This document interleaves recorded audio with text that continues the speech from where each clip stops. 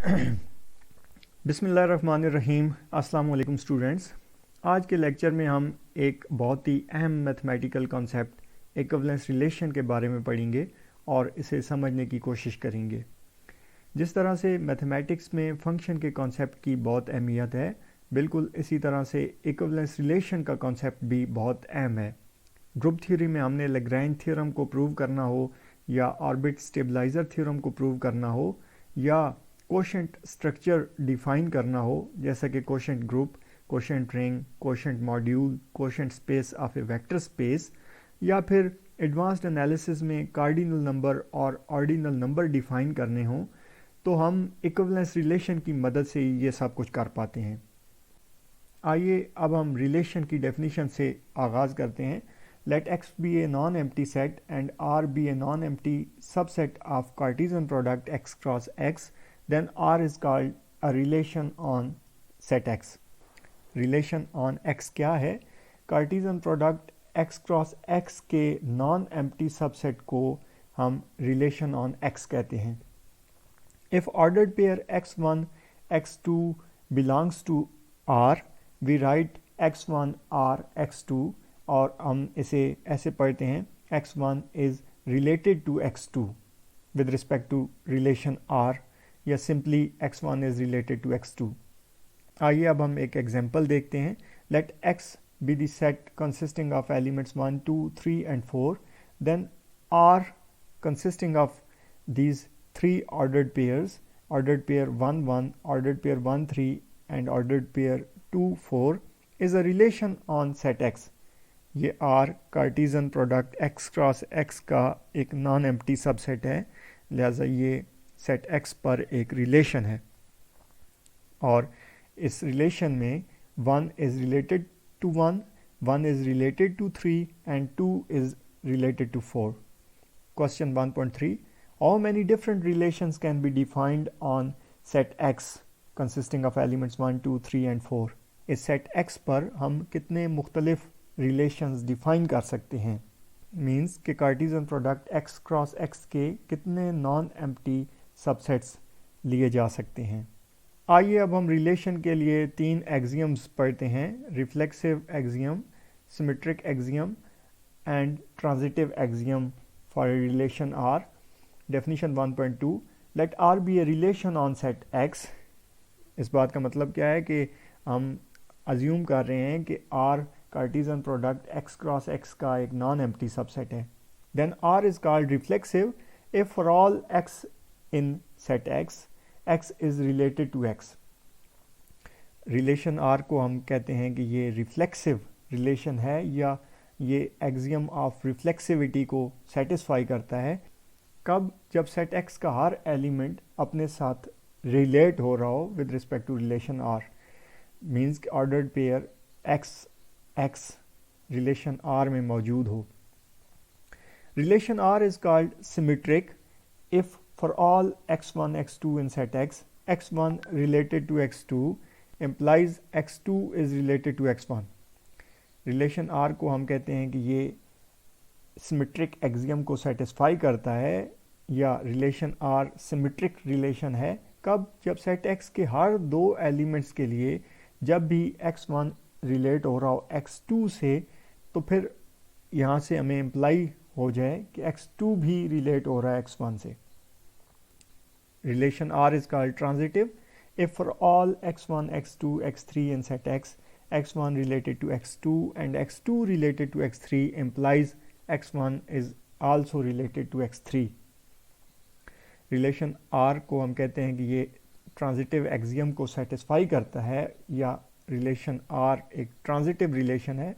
कब? जब set X के हर तीन एलिमेंट्स के लिए जब भी x1 is related to x2 and x2 is related to x3 true हो, तो फिर इम्प्लाई हो जाए कि x1 is also related to x3। Example 1.4, let x be the set of elements 1, 2, 3 and 4, then this relation R1 is not a reflexive relation on set X। ये relation R1 set X पर एक reflexive relation नहीं है। क्यों? क्योंकि set X में element 3 मौजूद है, लेकिन ये अपने साथ रिलेट नहीं हो रहा। ये रिफ्लेक्सिव एक्सियम जो हमने पढ़ी है इसको सेटिस्फाई नहीं कर रहा, लिहाजा ये रिलेशन R1 एक रिफ्लेक्सिव रिलेशन नहीं है। Question 1.5, how many different reflexive relations can be defined on set X। इस सेट X पर हम कितने डिफरेंट रिफ्लेक्सिव रिलेशंस बना सकते हैं। Example 1.6, the relation R1 given in example 1.4 is not a symmetric relation on set X। ये relation R1 इस set X पर एक सिमेट्रिक रिलेशन नहीं है। ये क्यों सिमेट्रिक रिलेशन नहीं है? Because 1 is related to 3 with respect to relation R1। आप देख सकते हैं कि ऑर्डर्ड पेयर 1 3 इस रिलेशन R1 में मौजूद है, but 3 is not related to 1 with respect to relation R1। Ordered pair 3 1 इस रिलेशन R1 में मौजूद नहीं है, लिहाजा ये रिलेशन R1 एक सिमेट्रिक रिलेशन नहीं है। Question 1.7, how many different symmetric relations can be defined on set X of elements 1, 2, 3 and 4? Example 1.8, the relation R1 given in example 1.4 is a transitive relation on set X. इस example 1.4 में जो relation R1 दिया गया है ये एक transitive relation है। क्यों? क्योंकि जब भी हम 3 elements लें set X में से x1, x2, x3 और x1 रिलेट हो रहा हो x2 के साथ और x2 रिलेट हो रहा हो x3 के साथ, तो फिर हमें इम्प्लाई हो जाता है कि x1 रिलेट हो रहा है x3 के साथ। लेकिन ये रिलेशन R2 इस सेट X पर एक ट्रांजिटिव रिलेशन नहीं है। ये क्यों ट्रांजिटिव रिलेशन नहीं है? क्योंकि इसमें अगर हम x1 1 लें, x2 3 लें और x3 2 लें, तो x1 रिलेट हो रहा है x2 के साथ, 1 रिलेट हो रहा है 3 के साथ और x2 रिलेट हो रहा है x3 के साथ, दैट इज़ 3 रिलेट हो रहा है 2 के साथ। लेकिन हम देख सकते हैं कि इसमें ऑर्डर्ड पेयर 1 2 मौजूद नहीं है, मींस 1 रिलेट नहीं हो रहा 2 के साथ with respect to relation R2, लिहाजा ये रिलेशन एक ट्रांजिटिव रिलेशन नहीं है। Question 1.9, write down 3 transitive relations on set X of elements 1, 2, 3 and 4. Definition 1.10, a relation R on set X is called an equivalence relation on set X if R is reflexive, symmetric and transitive. Relation R on set X को हम equivalence relation कहते हैं कब? जब ये reflexive axiom, symmetric axiom और transitive axiom को satisfy कर दे। मींस कि रिलेशन रिफ्लेक्सिव, सिमेट्रिक और ट्रांजिटिव हो तो फिर उसे हम एक equivalence relation on set X कहते हैं। Example 1.11, the relation R3 consisting of ordered pairs 1 1 2 2 3 3 4 4 2 3 and 3 2 on set X is an equivalence relation। ये रिलेशन R3 सेट X पर एक इक्विवेलेंस रिलेशन है। क्यों? क्योंकि ये रिफ्लेक्सिव रिलेशन है, ये सिमेट्रिक है और ये ट्रांजिटिव है, लिहाजा ये सेट X पर एक इक्विवेलेंस रिलेशन है। Question 1.12, write down 3 equivalence relations on set X of elements 1, 2, 3 and 4. Definition 1.13, let R be an equivalence relation on set X for all X in set X. The equivalence class determined by this element X या equivalence class containing element X is the set consisting of those Y in set X such that Y is related to X. Set X के element X के लिए इसकी equivalence class एक set होता है जिसमें set X के वो तमाम एलिमेंट्स आते हैं जो रिलेट हो रहे होते हैं इस एलिमेंट X के साथ। इस सेट को हम equivalence class with respect to relation R या simply equivalence class determined by X या इक्विवेलेंस क्लास कंटेनिंग X पढ़ते हैं। For example, we have equivalence class determined by 1 singleton set 1 and equivalence class determined by 2 and equivalence class determined by 3 is the set of elements 2 and 3, and equivalence class determined by 4 is the singleton set 4. इस example 1.11 में जो relation हमने R3 लिया है set X पर, इस relation के लिए अगर हम इक्विवेलेंस क्लासेस लिखें तो सेट X के एलिमेंट 1 की इक्विवेलेंस क्लास में सिर्फ एलिमेंट 1 होगा, क्योंकि इस रिलेशन में हम देख सकते हैं कि 1 के साथ सिर्फ 1 रिलेट हो रहा है, जबकि एलिमेंट 2 और 3 की इक्विवेलेंस क्लास में एलिमेंट 2 भी होगा और एलिमेंट 3 भी होगा। क्यों? क्योंकि 2 3 के साथ भी रिलेट हो रहा है और 3 2 के साथ रिलेट हो रहा है। लिहाजा इक्विवेलेंस क्लास डिटरमिन्ड बाय 2 में दो एलिमेंट्स आ जाएंगे, 2 और 3, और इक्विवेलेंस क्लास ऑफ 4 चूँकि 4 सिर्फ अपने साथ ही रिलेट हो रहा है, लिहाजा इसकी इक्विवेलेंस क्लास सिंगलटन सेट आएगी। आइए अब हम इक्विवेलेंस क्लासेस की बेसिक प्रॉपर्टीज़ को प्रूव करते हैं। Theorem 1.14, let R be an equivalence relation on set X, then number 1, for all X in set X, equivalence class determined by element X is a non-empty set। चूँकि relation equivalence relation है, लिहाजा relation R reflexive axiom को satisfy करता है, तो set X का हर element अपने साथ रिलेट हो रहा होगा, तो इसकी इक्विवेलेंस क्लास एम्प्टी सेट नहीं हो सकती, क्योंकि इसकी इक्विवेलेंस क्लास में ये एलिमेंट X खुद मौजूद होगा।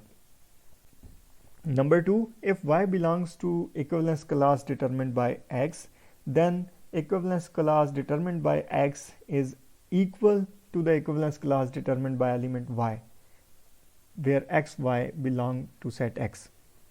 अगर हम सेट X में से दो एलिमेंट्स X और Y लें, और अगर Y एलिमेंट X की इक्विवेलेंस क्लास में मौजूद हो, तो फिर एलिमेंट Y की इक्विवेलेंस क्लास और एलिमेंट X की इक्विवेलेंस क्लास दोनों सेम होंगी। ऐसा क्यों है? ऐसा इसलिए है कि ये चूँकि खुद सेट्स हैं, और अगर हमने प्रूव करना हो कि ये दो सेट्स इक्वल हैं, तो फिर हम ये प्रूव करते हैं कि इस सेट का हर एलिमेंट इस दूसरे सेट का एलिमेंट है और दूसरे सेट का एलिमेंट इस पहले सेट का एलिमेंट है। तो अगर हमें मालूम हो कि Y equivalence class of X में मौजूद है, तो इससे हमें मिलता है कि X और Y दोनों रिलेट हो रहे हैं। और अगर हम इक्विवेलेंस क्लास ऑफ X में से एक एलिमेंट ले लें, से T ले लें, तो फिर वो T इस X के साथ रिलेट हो रहा होगा, लेकिन चूंकि X और Y आपस में रिलेट हो रहे हैं, तो रिलेशन के ट्रांजिटिव होने की वजह से वो एलिमेंट T इस Y के साथ भी रिलेट हो जाएगा, मींस कि T इस इक्विवेलेंस क्लास ऑफ Y का भी एलिमेंट बन जाएगा। लिहाजा ये इक्विवेलेंस क्लास सबसेट है इस इक्विवेलेंस क्लास की, और similarly equivalence class of Y is a subset of equivalence class of X। तो ये स्टेटमेंट ट्रू है। Equivalence class determined by X is equal to equivalence class determined by Y। इस second property में बताया क्या जा रहा है? इसमें बताया जा रहा है कि इक्विवेलेंस क्लास का हर मेंबर उस इक्विवेलेंस क्लास के रिप्रेजेंटेटिव के तौर पर लिया जा सकता है। Number 3, for all X Y in set X, either equivalence class determined by X is equal to equivalence class determined by Y, और equivalence class of X and equivalence class of Y are disjoint.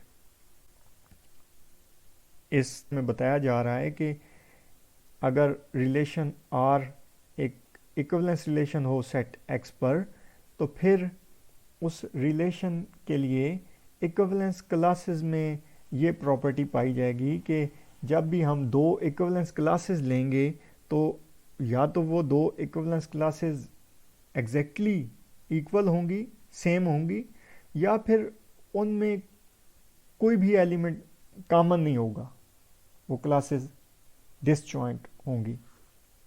इसका proof बहुत simple है। अगर हम दो equivalence classes ले लें, equivalence class determined by element X और equivalence class determined by element Y, तो अगर तो ये डिसजॉइंट हैं, तो फिर तो ये प्रॉपर्टी ट्रू हो जाएगी। और अगर ये ओवरलैपिंग सेट्स हैं, इनमें कोई एलिमेंट कॉमन है, से टी इनमें कॉमन है, तो फिर टी चूँकि इस equivalence class of element x में भी मौजूद होगा और equivalence class of element y में भी मौजूद होगा, तो t इस x के साथ भी रिलेट हो रहा होगा और इस y के साथ भी रिलेट हो रहा होगा। तो चूँकि x t के साथ रिलेट हो रहा है और t y के साथ रिलेट हो रहा है, तो transitive property of relation r हमें ये बताएगी कि ये बताती है कि x और y आपस में रिलेट हो रहे हैं। तो हमने देखा है कि x और y अगर आपस में रिलेट हो रहे हैं तो फिर इक्विवेलेंस क्लास ऑफ x और इक्विवेलेंस क्लास ऑफ y दोनों इक्वल आ जाएंगी, तो ये स्टेटमेंट ट्रू हो जाएगी। Number 4, x is the union of all equivalence classes with respect to relation R। चूँकि हर equivalence class determined by element x एक नॉन एम्प्टी सेट है और x इसका अपना मेंबर है, लिहाजा x इक्वल होगा union of all equivalence classes with respect to relation R के। नेक्स्ट डेफिनेशन है 1.15। हम पार्टीशन को डिफाइन करते हैं। Let X be a non-empty set and P be a family of non-empty subsets of set X, then P is called a partition of set X if the following two conditions are satisfied. Number 1, for all A, B in family P, either A is equal to B or A and B are disjoint. And number 2, X is the union of members of family P। Partition of set X क्या है? Set X के subsets पर मुश्तमिल ऐसी family P जिसमें ये दो properties पाई जाएं उसे हम पार्टीशन ऑफ सेट X कहते हैं। इसमें फर्स्ट प्रॉपर्टी हमें ये बता रही है कि फैमिली P के जब भी हम दो मेंबर्स लें तो या तो वो दोनों मेंबर्स इक्वल होंगे या फिर वो डिसजॉइंट सेट होंगे। और सेकंड प्रॉपर्टी हमें ये बता रही है कि सेट X दरअसल इस फैमिली P के मेंबर्स का यूनियन होगा। हम X को इस फैमिली P के मेंबर्स के यूनियन के तौर पर लिख सकते हैं। Example 1.16, let X be the set of elements 1, 2, 3 and 4। अगर हम इस सेट X के ये तीन सबसेट्स लें, X1 सिंगलटन सेट है, X2 सेट है जिसमें दो एलिमेंट्स 2 और 3 हैं और ये X3 सिंगलटन सेट है, तो आप देख सकते हैं कि सेट X को हम लिख सकते हैं X1 union X2 union X3, और X1 intersection X2 empty set है और X1 और X3 भी डिसजॉइंट हैं और X2 इंटरसेक्शन X3 भी एम्प्टी सेट है। Hence this family P X1 X2 X3 is a partition of set X। आइए अब हम fundamental theorem on equivalence relations की स्टेटमेंट को देखते हैं, जिसे हम थ्योरम 1.14 में डिस्कस की गई प्रॉपर्टीज़ की मदद से आसानी से प्रूव कर सकते हैं। Theorem 1.17, let R be an equivalence relation on the set X, then this family P consisting of all equivalence classes with respect to relation R is a partition of set X। इस theorem में बताया जा रहा है कि अगर set X पर R एक इक्विवेलेंस रिलेशन है तो फिर उस रिलेशन की रिस्पेक्ट से जो इक्विवेलेंस क्लासेस आती हैं उन पर मुश्तमिल फैमिली P सेट X की एक पार्टीशन होगी। In the example 1.16, equivalence class of 1 is the set X1, equivalence class determined by 2 is the set X2 and equivalence class determined by 4 is the singleton set X4 with respect to the relation R3 on set X, which is defined in example 1.1. Thus X quotient R3, the family of all equivalence classes with respect to relation R3, is a partition of this set X.